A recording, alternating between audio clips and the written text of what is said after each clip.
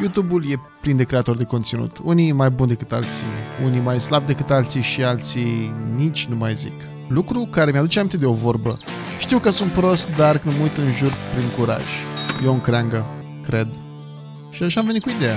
Pot să fac și eu asta, în 3 minute. Dar mai întâi avem nevoie de o cameră.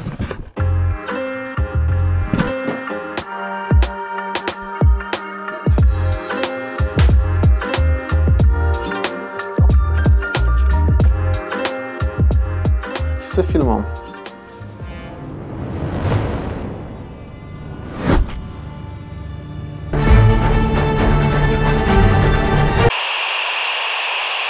Deci nu trebuie să învățăm să colaborăm împreună, că altfel nu se poate. Se pare că n-a funcționat, o să trebuiască să schimbăm locația.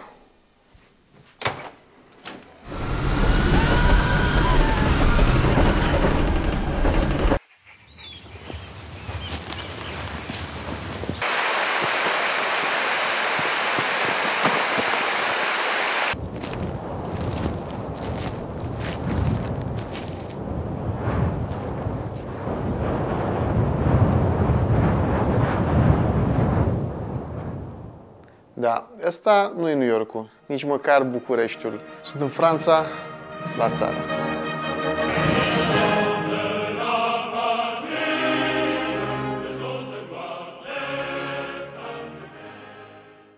Dar dacă asta a picat, ce putem filma?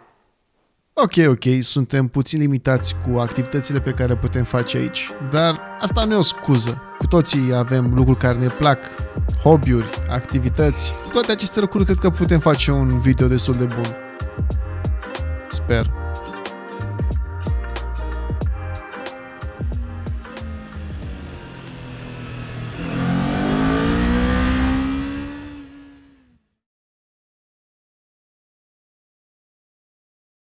Și cu toate astea, parcă nu e de ajuns.